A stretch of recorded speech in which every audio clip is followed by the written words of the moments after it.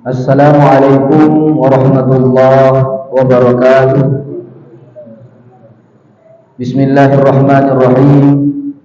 Innal hamdalillah nahmaduhu wa nasta'inuhu wa nastaghfiruh wa na'udzu billahi min shururi anfusina wa min sayyiati a'malina wa akhlaqina.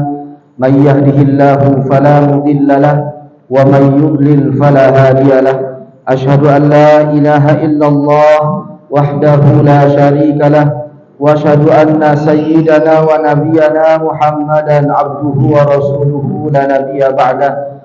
Allahumma salli wa sallim ala sayyidina Muhammadin miftahi babi rahmatillah adada ma fi ilmillah salatan wa salaman daimaini bidawami mulkillah wa ala alihi wa sahbihi adada ma wasi'ahu ilmullah. Amma ba'du.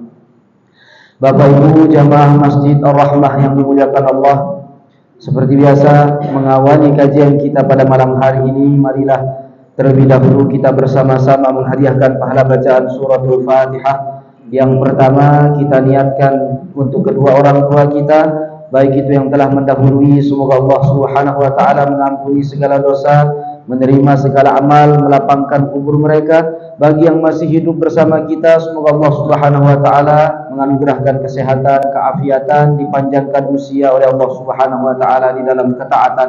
Ala hadhihi niyyah al-Fatihah. Bismillahirrahmanirrahim. Alhamdulillahirabbil alamin arrahmanir rahim maliki yaumiddin. Shiratal mustaqim.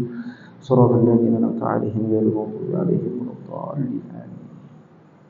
Kemudian yang kedua kita hadiahkan pahala bacaan suratul Fatihah. Kita niatkan khusus untuk guru-guru kita, guru dari guru-guru kita, baik itu yang telah mendahului, semoga Allah Subhanahu wa taala menempatkan mereka semua di tempat yang termulia di sisi Allah. Bagi yang masih hidup bersama kita, semoga Allah Subhanahu wa taala senantiasa menganugerahkan kesehatan, keafiatan, dipanjangkan usia oleh Allah Subhanahu wa taala di dalam ketaatan. Ala hadhihi niyyah al-Fatihah. Bismillahirrahmanirrahim. Alhamdulillahirabbil alamin arrahmanir rahim maliki yaumiddin. Shiratal ladzina an'amta 'alaihim waladdallin. Kemudian yang terakhir, Bapak Ibu jamaah rahimakumullah, kita hadiahkan pahala bacaan suratul Fatihah. Kita niatkan khusus untuk seluruh jamaah Masjid Ar-Rahmah yang telah mendahului, begitupun dengan keluarga kita yang telah mendahului. Semoga Allah Subhanahu wa taala menjadikan kuburan mereka sebagai raudhatun min riyadil jinan, taman di antara taman-taman surga. Bagi kita ataupun keluarga yang sedang dalam keadaan sakit, semoga Allah segera berikan kesembuhan yang sempurna. Yang sedang ada ujian, ada masalah, semoga Allah segera berikan jalan keluar dari setiap masalah yang dihadapi. Al-hadiniya wa la kulli niyatin salihah wa hadratin nabi al-Fatihah. Bismillahirrahmanirrahim. Alhamdulillahirabbil alamin arrahmanir rahim maliki yaumiddin. Nasta'inu shiratal mustaqim shiratal ladzina an'amta 'alaihim waladdallin. Bapak Ibu jamaah rahimakumullah, alhamdulillah, puji syukur tidak henti-hentinya kita panjatkan kehadirat Allah Subhanahu wa taala atas segala limpahan nikmat dan karunia-Nya kepada kita semua. Nikmat sehat, nikmat sempat, taufik serta hidayah dari Allah, sehingga alhamdulillah di malam hari ini kita semua masih diistiqomahkan oleh Allah Subhanahu wa taala untuk meringankan langkah kaki, bersama-sama hadir berkumpul di dalam majlis ilmu, mengawali malam kita dengan menunaikan salat maghrib berjamaah. Kemudian kita manfaatkan waktu yang begitu istimewa yang Allah siapkan dan sediakan untuk kita bainal maghrib wal isya dengan berada di perkumpulan yang mulia, perkumpulan majlis ilmu. Mudah-mudahan kita berharap hadir kita, duduk kita, Bapak Ibu rahimakumullah, betul-betul niatkan khalisan mukhlisan lillah, semata-mata karena Allah Subhanahu wa taala, bukan karena yang lainnya, bukan karena pujian, bukan karena ini itu dan lain sebagainya, tapi semata-mata karena Allah. Dan kita berharap agar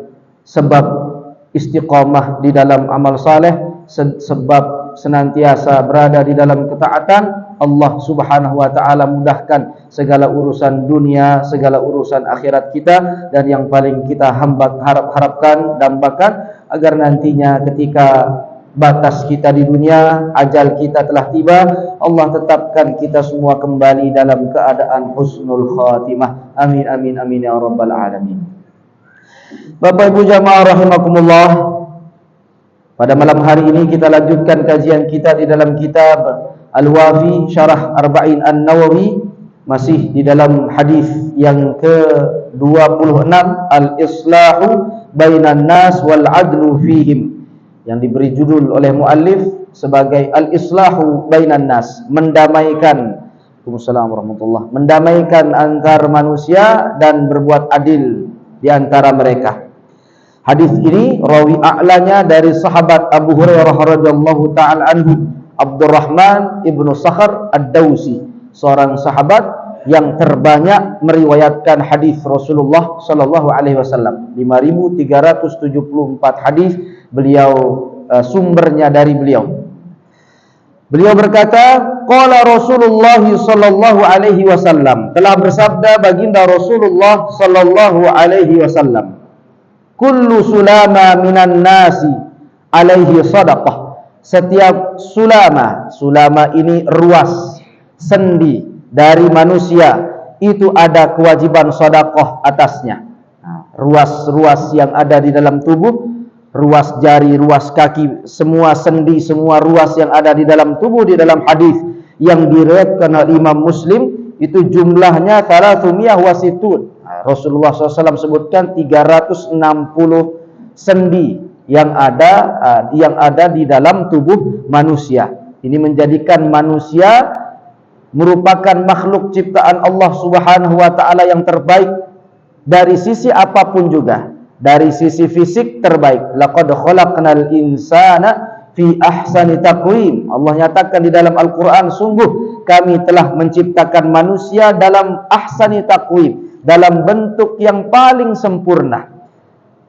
Kita mau seperti apapun itu fleksibel. Lari ke depan oke, lari ke belakang juga bisa, mau tidurnya terlentang bisa, mau tidur sambil rebah di sisi kiri atau kanan tubuh bisa. Ini menunjukkan begitu sempurna ciptaan Allah Subhanahu wa taala yang dinamakan dengan manusia. Allah berikan bagi kita ada akalnya, ada syahwatnya. Apa yang Allah berikan kepada malaikat ada di dalam diri manusia.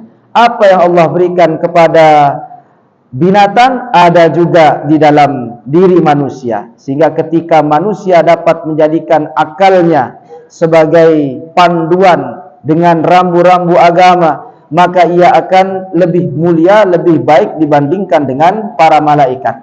Tetapi sebaliknya, ketika syahwatnya, nafsunya yang menguasai akalnya, maka dia ulaika kal an'am. Allah nyatakan di dalam Al-Quran, ulaika kal an'am, yang demikian itu laksana binatang ternak. Balhum adal, tetapi mereka bisa saja lebih sesat dibandingkan binatang ternak. Kayak apa manusia lebih sesat dibandingkan dengan binatang ternak? Banyak contoh. Digambarkan di zaman ini binatang ternak, contoh sapi. Belum ada kita temukan sapi jantan yang kawin dengan sapi jantan. Sapi betina kawin dengan sapi betina. Tapi manusia sudah ada, bahkan dipromosikan, dikampanyekan. Bagaimana sekarang kampanye masif LGBT, bagaimana agar manusia pada umumnya dapat menerima. Ada yang namanya lesbian, ada namanya gay, ada namanya biseksual, transgender dan lain sebagainya. Bagaimana seakan-akan menyatakan bahwa kadang banyak yang laki-laki terperangkap di tubuh perempuan. Saya ini sebenarnya laki-laki tetapi terperangkap di tubuh perempuan. Seakan-akan Tuhan salah menempatkan dia. Jadi ini dalam agama apapun ya tidak akan pernah sesuai. Entah itu Islam, entah agama apapun. Jadi ini ketika syahwat menguasai akal. Kemudian kullu sulama minan nas alaihi shadaqah wa kullu yaumin, dan setiap hari tatlu'u fihi syamsu, yang terbit di dalamnya matahari. Artinya setiap hari di mana matahari terbit. Kemudian ta'dilu bainatsnaini, engkau mendamaikan antara dua orang yang sedang berseteru, alaihi shadaqah. Ta'dilu bainatsnaini shadaqah.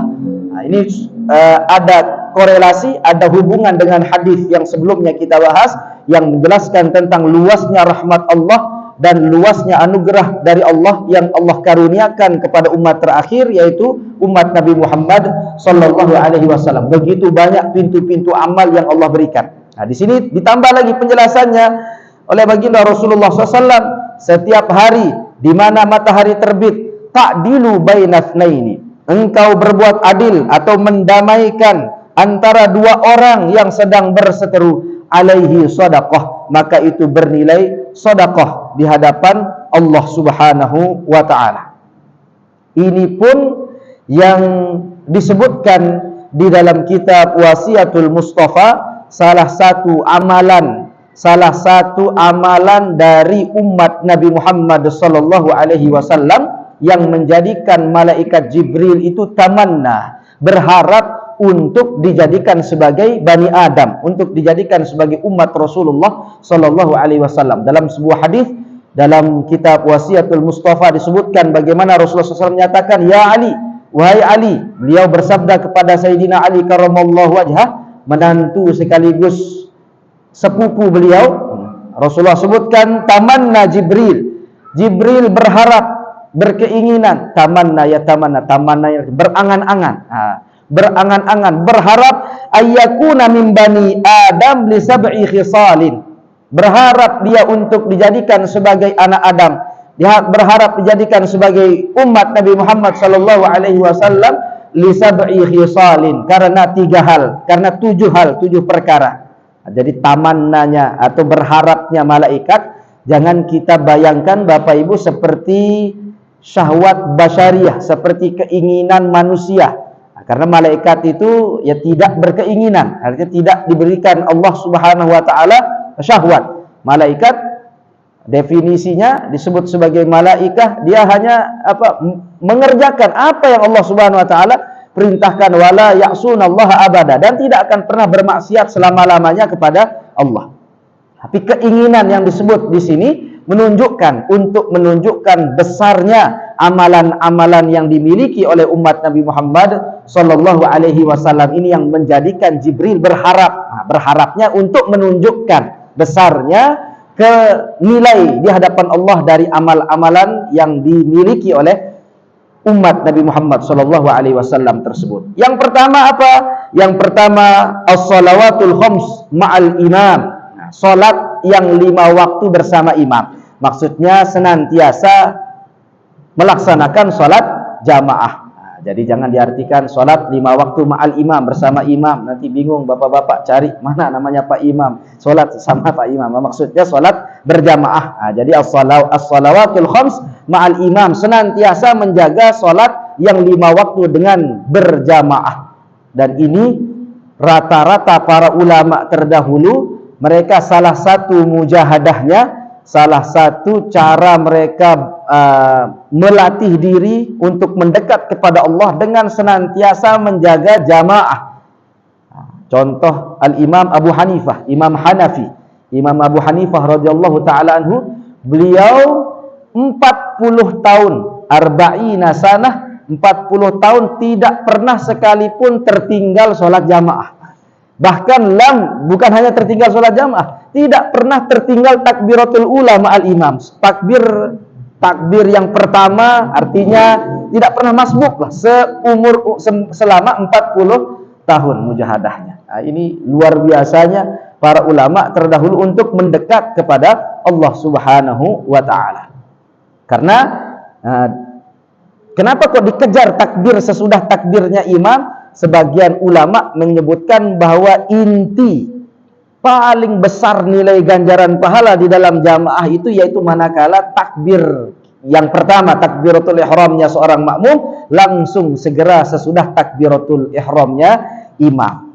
Sehingga ini salah satu sunnah yang paling istimewa Bapak Ibu rahimakumullah. Dalam riwayat, kalau tidak salah riwayat Imam Al-Hakim di dalam Mustadrak beliau, disebutkan satu waktu ada seorang sahabat yang menangis luar biasa keras suaranya fi suqil Madinah, di pasar kota Madinah Al-Munawwarah.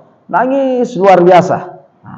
Didatangi oleh para sahabat yang lain, apa yang kau tangisi? Diam. Beliau ini diam, tidak mau menjawab. Sampai baginda Rasulullah sallallahu alaihi wasallam yang mendatangi beliau, kenapa engkau menangis begitu kerasnya? Apa jawaban sahabat tersebut? Dayyini, telah hilang dari diriku unta beliau. Unta beliau lepas, hilang, sudah diikat ternyata hilang. Nah, ini yang beliau tangisi luar biasa. Rasulullah SAW tersenyum. Nah, Rasulullah kemudian menyebutkan, "Adhunnu fatatka takbiratul ihram ma'al imam." Aku kira engkau tertinggal takbiratul ihram atau hilang takbiratul ihram dengan imam. Sahabat kaget yang lain, "Ya Rasulullah, apakah lebih besar nilai takbiratul ihram itu dibandingkan dengan unta sahabat ini?" Masih lebih besar di hadapan Allah nilai takbiratul ihrammu sesudah takbiratul ihram imam di hadapan Allah Subhanahu wa taala. Jadi kita anggap ya dabah, unta itu ibarat kendaraan kita lah, kendaraan yang hilang. Nah, jadi untanya unta bagus, unta yang luar biasa, yang mahal. Nah, ini yang hilang, lepas dari ikatannya kemudian hilang, yang ditangisi sahabat tadi.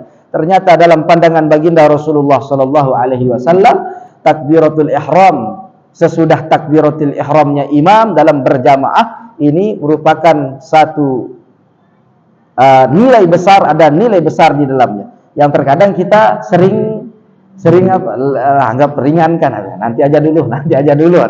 Nah, masih tinggal setengah batang ini, masih selama masih kejar jamaahnya, masih bisa. Nah, jadi ada nilai besar karena memang setan tahu, iblis tahu di situ ada nilai besar, disibukkan kita dengan macam-macam. Padahal sudah di dalam masjid misalnya. Kadang sudah di dalam masjid. Nah, sudah mulai takbir kita masih siap, gelar sajadah, masih bersih-bersih macam. Orang sudah baca Fatihah imam masih belum. Karena setan tahu bahwa di situ ada nilai besar. Nah, sehingga Bapak Ibu jamaah rahimakumullah, nah sekarang naikkan standar. Kalau sudah terbiasa berjamaah, naikkan lagi standarnya. Jangan sampai masbuk. Nah, jangan sampai masbuk. Untuk urusan dunia kita ada perencanaan. Nah, untuk urusan dunia kita ada perencanaan kan. Bagaimana ini tahun sekian, tabungan ini mau beli apa, aset di mana. Urusan akhirat begitu juga, kita punya perencanaan. Alhamdulillah, saya dari yang biasa sholat sendiri sekarang sudah terbiasa sholat jamaah meskipun baru subuh sama isya. Nah, besoknya naikkan lagi standarnya. Sekarang saya tambah lagi target zuhur biar tetap berjamaah, asar tetap berjamaah. Nah, jadi kalau tidak punya target, tidak punya rencana, maka akan susah. Yang penting mengalir aja lah Ustaz, tidak apa-apa. Nah, jadi dalam urusan dunia kita ada perencanaan, dalam urusan akhirat pun kita ada perencanaan, dan tetap berharap semua karena Allah Subhanahu wa taala. Ini as-salawatul khams ma'al imam, amal istimewa pertama yang kita miliki yang nilainya besar, dan semua yang terikat dengan berjamaah tidak disia-siakan oleh Allah Subhanahu wa taala. Dalam sebuah hadis juga disebut oleh Al-Imam An-Nawawi di dalam kitab beliau Riyadhus Shalihin, bagaimana ada seorang sahabat, para sahabat menyebutkan, la na'lama ahadan ab'ad minal masjid minhu, kami tidak mengetahui siapa yang lebih jauh dari sahabat ini rumahnya dari masjid. Ini sahabat paling jauh rumahnya dari masjid, tetapi tidak pernah tertinggal sekalipun sholat berjamaah. Sampai para sahabat itu saking kasihannya kepada sahabat ini, mereka kumpul didekati sampai disebut lawishtaroita himaron. Seandainya engkau ini beli aja himar. Nah, apa himar ini? Keledai. Nah, kalau sekarang ya belilah sepeda, keledai dulu. Ya, keledai ini tunggangan alat transportasi paling bawah lah, paling rendah. Nah, pada zaman sahabat, pada zaman baginda Rasulullah Sallallahu Alaihi Wasallam. Nah, anggap beli sepeda lah yang engkau bisa gunakan ketika panasnya matahari atau ketika malam, gelapnya malam, untuk engkau menuju masjid. Apa jawaban sahabat tadi? Ma yasurruni, aku tidak merasa bahagia, tidak akan membahagiakanku jika rumahku itu berada di dekat masjid. Aku ingin agar setiap mamsyaya, setiap langkah kakiku menuju masjid, wa ruju'i ila ahli, dan kembaliku ke rumah, ke keluargaku, itu tercatat di sisi Allah Subhanahu wa taala sebagai satu pahala bagiku. Apa jawaban ketika Rasulullah mendengar hal tersebut? Rasulullah kemudian menyatakan, qad jama'allahu laka dzalika kulluh, Allah telah mengumpulkan bagimu nilai ganjaran pahala setiap langkah kakimu menuju masjid itu telah Allah kumpulkan untukmu. Jadi segala yang berkaitan dengannya ada nilai besar. Nah, sehingga ini amal yang menjadikan malaikat Jibril ingin menjadi umat Nabi Muhammad sallallahu alaihi wasallam. Nah, jadi Bapak Ibu jamaah rahimakumullah, kalau masih belum bisa 5 waktu istiqamah, minimal isya subuh jangan lepas, jangan lewat. Isya sama subuhnya, karena dua ini yang paling luar biasa besar. Isya berjamaah faka'annama qama nisfal lail, seakan-akan bangun sholat ibadah setengah malam, seakan-akan kita qiyam berdiri sholat sunnah setengah malam. Kira-kira ada yang kuat ibu-ibu setengah malam? Nah, setengah malam ini sholat tahajud setengah malam. Nah, tarawih aja agak lama kan, lumayan kita. Ini isya berjamaah. Allah tahu, karena Allah tahu kita lemah. Nah, kita ini umat yang paling lemah dari sisi fisik, sehingga Allah berikan sekali lagi pintu-pintu amal yang luar biasa besar ini. Isya berjamaah seakan-akan bangun untuk sholat setengah malam. Subuh berjamaah, Rasulullah SAW sebutkan seakan-akan ia bangun al-lailu kulluh, satu malam penuh, seakan-akan dia qiyam satu malam penuh. Sehingga kalau diperbandingkan, seandainya bapak ibu sholat tahajud, sholat hajat, sholat sunnah sampai jam 12, dari jam 12 sampai jam 3, tapi subuhnya lewat tidak berjamaah, lebih baik tidur dan sholat subuh berjamaah dibandingkan dengan yang tadi. Ini kalau dari sisi fadilah, keutamaan. Nah, jadi minimal tadi mulai dari isya dan subuh, pastikan diri, wajibkan diri berjamaah. Nah, baru naikkan lagi zuhurnya, asarnya, maghribnya. Kemudian yang kedua, amal istimewa yang kedua, mujalasatul ulama, duduk berkumpul dengan para ulama, duduk berkumpul dengan orang saleh. Nah, ini amal istimewa kedua. Hadir dalam majelis ilmu seperti ini juga nilainya besar. Yang duduk di samping kiri kanan kita, maka yakinkan itu adalah orang-orang saleh. Insyaallah kalau sudah bisa hadir majelis ilmu, maka orang yang di kiri kanan kita termasuk orang-orang saleh.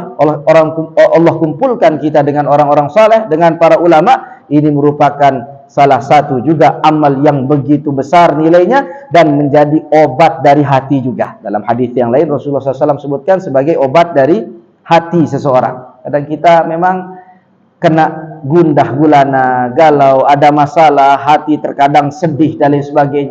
Ustaz, saya ini sudah sholat, saya ini sudah tahajud, sudah ini itu, tapi kok terkadang ada saja hati terasa sedih, ada susahnya, ada sedihnya. Jangan khawatir Bapak Ibu jamaah rahimakumullah, di dalam kitab Hilyatul Auliya segala sesuatu itu ada hikmahnya, termasuk sedihnya hati. Dalam hadis Rasulullah SAW sebutkan, inna sesungguhnya minaz dzunuban la yukaffiruhu as-salah wala siyam wala al-hajj wala al-umrah. Rasulullah sebutkan dalam satu riwayat, sesungguhnya di antara dosa-dosa itu ada dosa-dosa yang tidak dapat dilebur, tidak dapat dihilangkan dengan sholat, dengan siam, puasa, dengan haji, dengan umrah. Tetapi kemudian para sahabat bertanya kepada Nabi, qalu fama yukaffiruha ya Rasulullah, maka dengan apa itu ya Rasulullah dihilangkan dosa itu? Dengan apa ya bisa dihilangkan?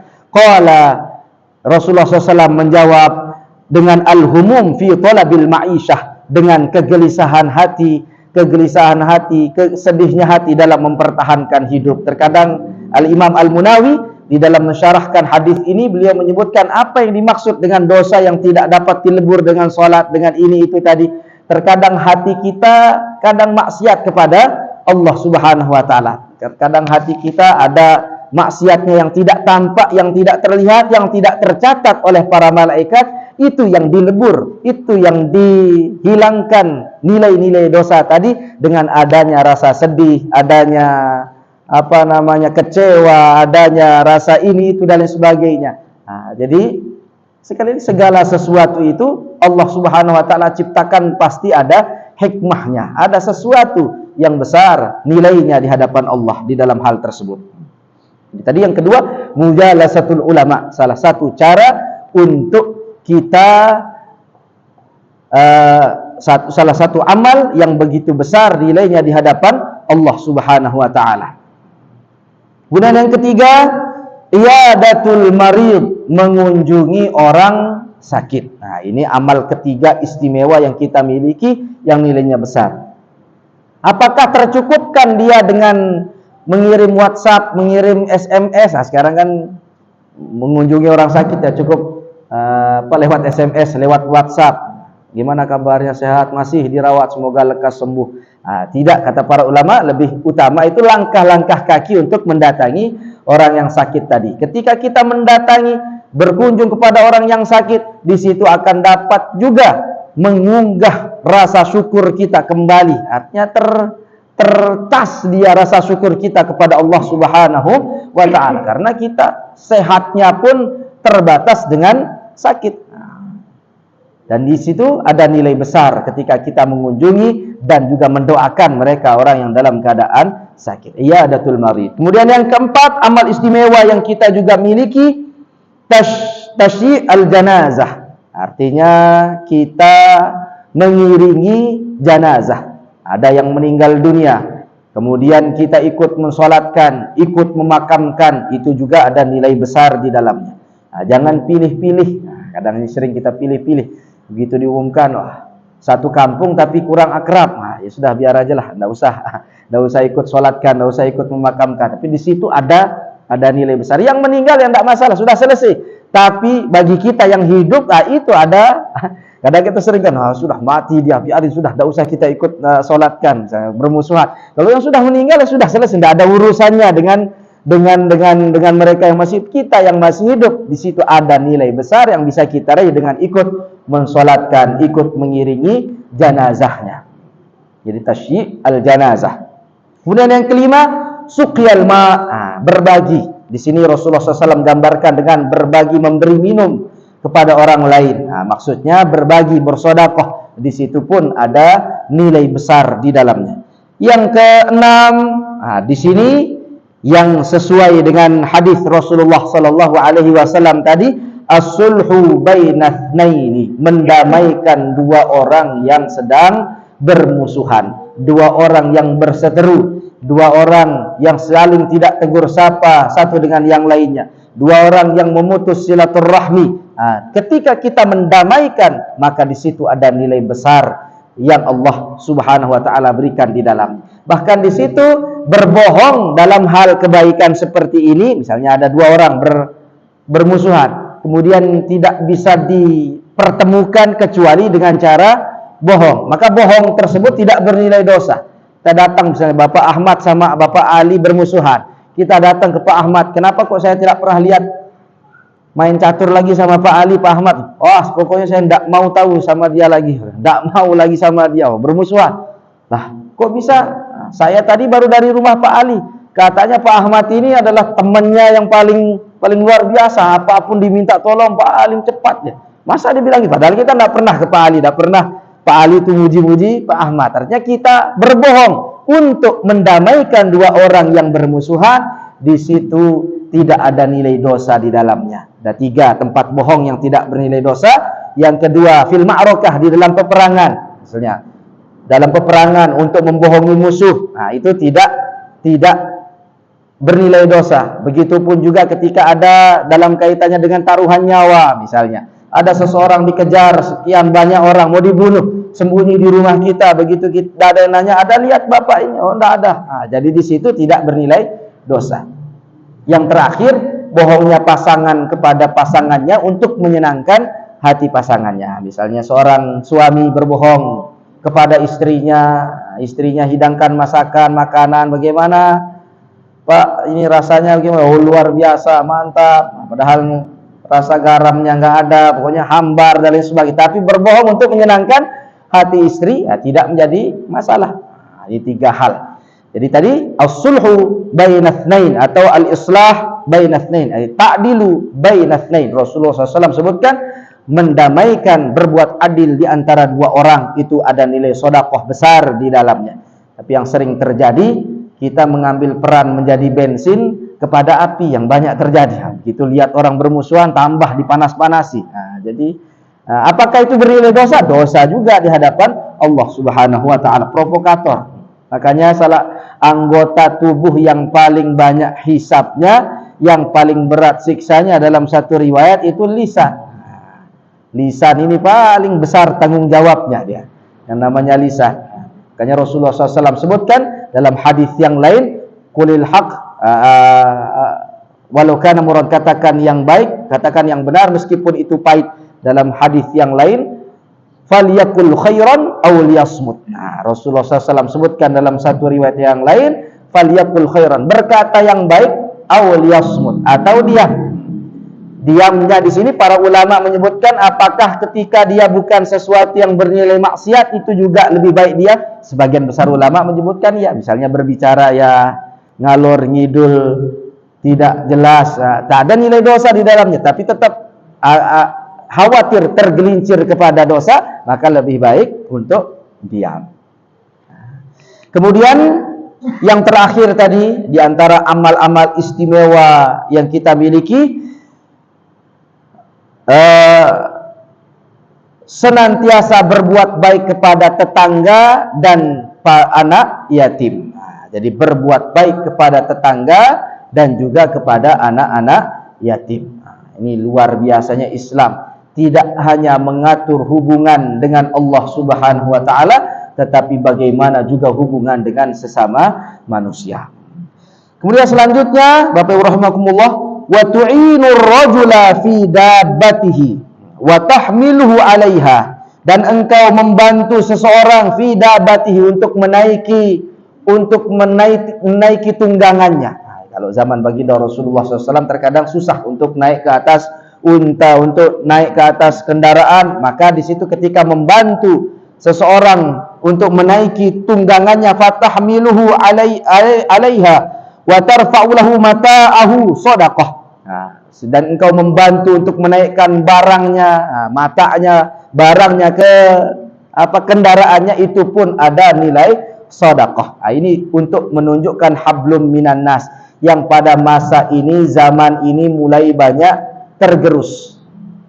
Terkadang kita tidak peduli siapa di jalan itu, pokoknya iman paling sedikit, Bapak Ibu rahimakumullah. Jadi dari cara kita mengetes keimanan kita yang paling sederhana itu bagaimana tertib tidak kita di lalu lintas saja. Kadang di perempatan lah, di perempatan nunggu lampu merah, jangan dipikir itu tidak ada nilai ibadahnya juga, tidak ada nilai pahala di dalamnya. Terkadang kami sering heran, bingung gitu, apa perlunya, saking terburu-buru sekali. Tunggu paling 2 menit, 1-2 menit, sudah baru hijau jalan, muter balik. Itu pun ada nilai-nilai, bahkan di dalam hadis, di dalam syarahnya Syekh Mustafa, Dr. Muhyiddin Mustu dan Syekh Mustafa, beliau menggambarkan hal tersebut sebagai bagian dari keimanan kepada Allah Subhanahu wa taala. Jadi ya, kadang sepi, loser. Jadi padahal itu ada nilai-nilai besar. Di situ kita melihat apakah sudah sempurna iman atau belum. Wal kalimatu thayyibatu shadaqah, dan berkata-kata yang baik, ucapan lisan yang baik, itu pun ada nilai sedekah di dalamnya. Makanya di dalam Al-Qur'an Allah Subhanahu wa taala gambarkan bagaimana ketika amal itu disebabkan dan dilakukan karena Allah Subhanahu wa taala. Allah gambarkan sebagai dalam ayat, mathalul ladzina yunfiquna amwalahum fi sabilillah kamathali habbatin ambatat sab'a sanabila. Perumpamaan orang yang menafkahkan hartanya di jalan Allah, kamathali habbah, seperti satu benih yang ambatat sab'a sanabila, dari satu benih itu tumbuh 7 tangkai, 7 bulir. Fi kulli sumbulatin mi'atu habbah, dalam setiap tangkai ada 100 biji yang ada. Jadi 7 kali 100, 700. Sebagian besar ulama ini dijadikan sebagai batasan dari nilai amal-amal seseorang di hadapan Allah, antara 1 sampai 700 kali lipat, kecuali yang nilainya dirahasiakan oleh Allah. Seperti contoh nilai pahala puasa, Allah Subhanahu wa taala rahasiakan, wa innahu li wa ana ajzi bih. Itu adalah untukku, milikku, dan akulah yang langsung memberikan ganjaran baginya. Kemudian ketika amal itu disebabkan karena manusia, ria'an nas, karena ingin mendapatkan pujian manusia, seperti kamathali safwanin alaihi turab, seperti batu yang licin yang di atasnya ada turab, ada tanah, debu. Fa asabahu wabilun, ditimpa dengan hujan yang deras. fatarakahu solda, maka tidak tersisa berbekas sama sekali. Sehingga Allah gambarkan di situ bahwa kalimat-kalimat yang baik, ucapan lisan yang baik, khairum min shadaqatin yatba'uha adza, lebih baik dibandingkan sedekah yang diiringi dengan adza, yang diiringi dengan menyakiti hati orang yang orang yang kita bantu.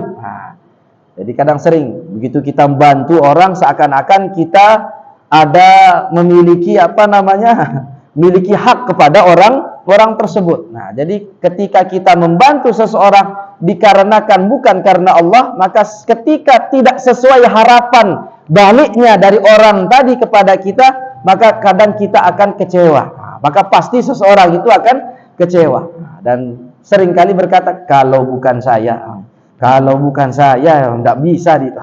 Jadi ini hati-hati kalimat kalau bukan saya ini. Kita bantu orang, begitu kita berharap balasan terima kasih dari orang, ternyata tidak ada. Di situ sering hati ini menjadi rusak. Nah, ini penting Bapak Ibu jamaah rahimakumullah.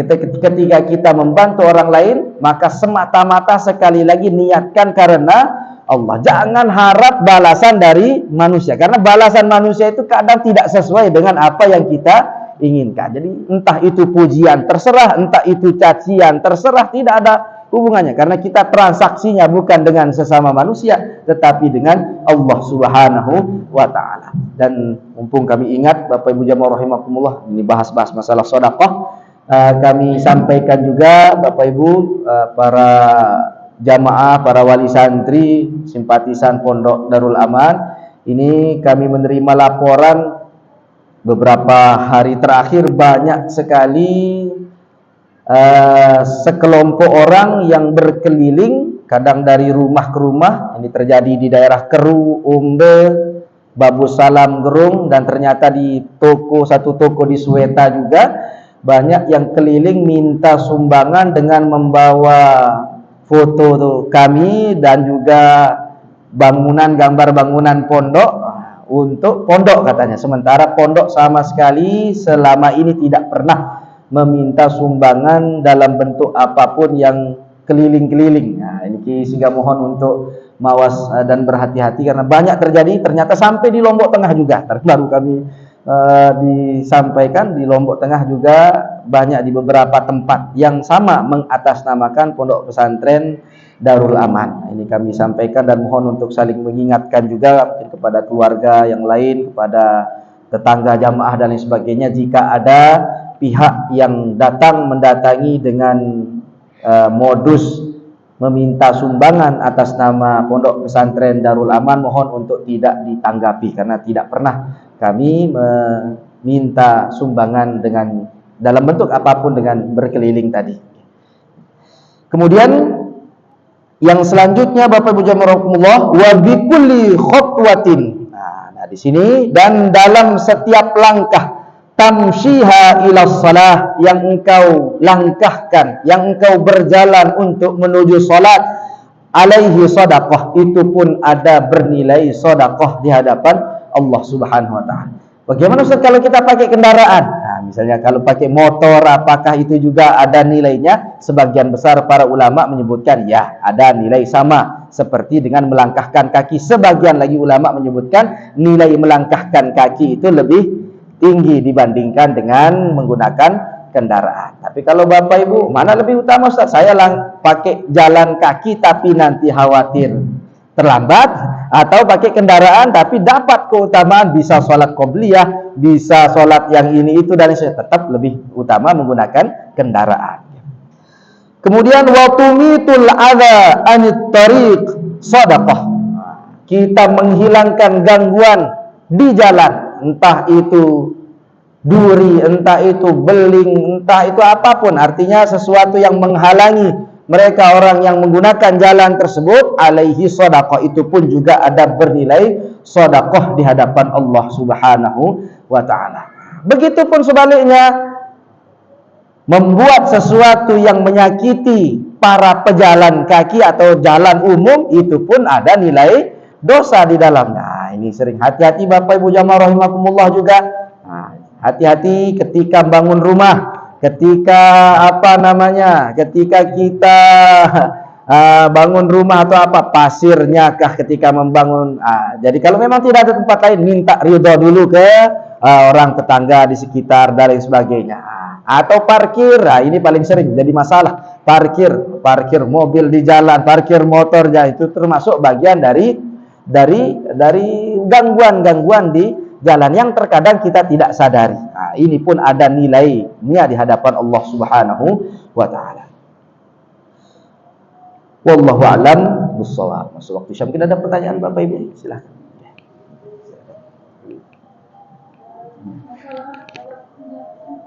Nggih.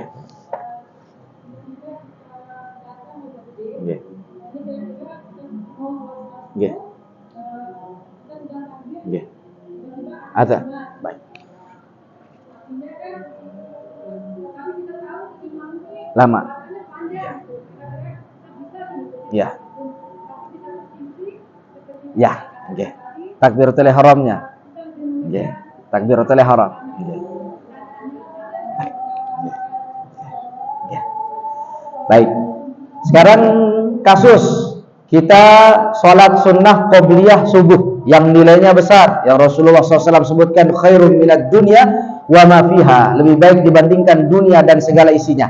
Meskipun ada dua pendapat ulama di sini menyebutkan mengenai rokaatul fajri, 2 rakaat fajar. 2 rakaat fajar ini ada tiga pendapat. Ada yang menyebutkan 2 rakaat fajar ini sebagai qobliyah subuh, ada yang menyebutkan sebagai sholat subuh itu sendiri, ada yang menyebutkan sebagai sholat tahajud, artinya sholat malam, 2 rakaat sholat malam. Ada 3 pendapat. Pendapat yang paling kuat 2 rakaat sebelum subuh yang dimaksud dengan hadis rokaatul fajri, karena redaksinya 2 rakaat fajar di situ. Nah, 2 rakaat fajar yang dimaksud qobliyah subuh lebih baik dibandingkan dunia dan segala isinya. Kita baru datang di masjid, takbiratul ihram qobliyah subuh, Allahu Akbar. Begitu baru mulai sholat, belum menuju ruku, artinya belum sampai kepada ruku atau belum setengah dari sholat kita ini. Kemudian iqamah. Iqamah mana yang lebih kita utamakan? Sementara ini sekali lagi kita tahu imamnya bacaannya panjang nanti. Kalau kita selesaikan tuntas dia sholat ini, kita tidak akan masbuk. Sekarang mana lebih kita utamakan? Apakah kita lanjutkan dan selesaikan qobliyah ini, atau kita putus dan menyiapkan diri untuk mendapatkan takbiratul ihram bersama imam?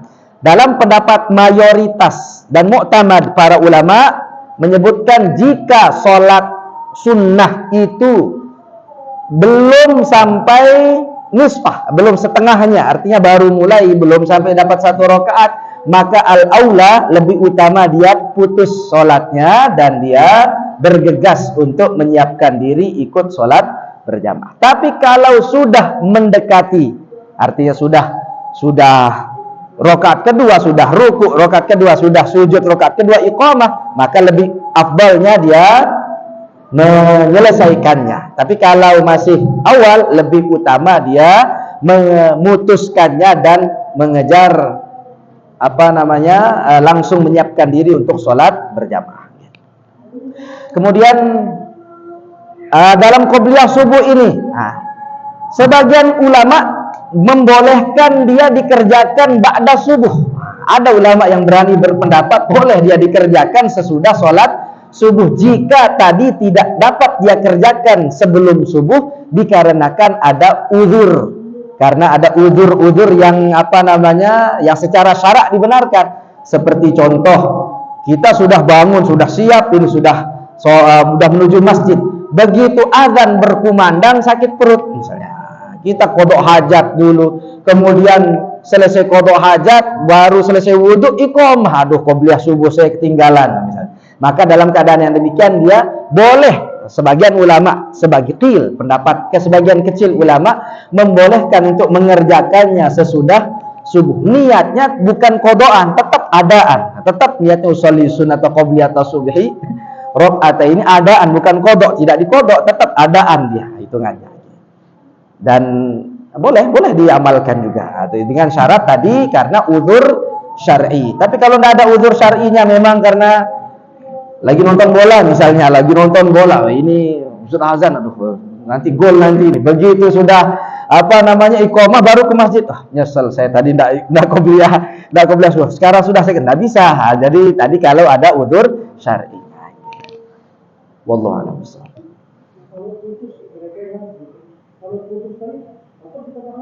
Sudah dapat. Ada ganjarannya, sudah dapat. Nggih. Tetap ada ganjaran pahalanya. Sudah, Bapak Ibu? Nggih. Nggih.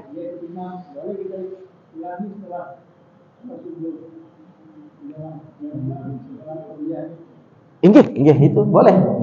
Nggih, dia ulang nanti. Nah, jadi karena yang tadi belum terhitung dia. Nah, jadi nanti saya sudah sholat subuhnya. Apakah itu kan waktu tahrim. Nah, untuk sholat ini tidak masalah dalam qil, tapi ini pendapat sebagian kecil. Ada ulama yang berpendapat tidak sudah gugur. Wallahu a'lam bishawab. Insyaallah bisa kita lanjutkan kembali Bapak Ibu jamaah rahimahullah.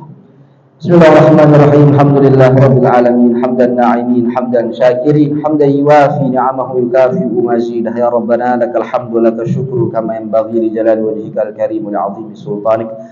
Allahumma shalli wa sallim ala sayyidina Muhammadin tibbil qulubi wa dawaiha wa afiyatil abdan wa shifaiha wa nuril absari wa dhiyaiha wa ala alihi wa sahbihi wa barik wa sallim. Allahumma rabbana nawwir qulubana wa quluba abna'ina wa banatina binuril Qur'an wa nuril ilmi nuril hidayah kama nawartal arda binuri syamsika abadan abada ya dzal jalali wal ikram. Rabbana hab lana min azwajina wa dhurriyyatina qurrata a'yun waj'alna lil muttaqina imama. Rabbana atina fid dunya hasanatan wa fil akhirati hasanatan wa qina adzaban nar. Bi fadlikal azim subhana rabbika rabbil izzati amma yasifun. Salamun alal mursalin walhamdulillahi rabbil alamin. Fatihah. Ar-Rahmanir-Rahim.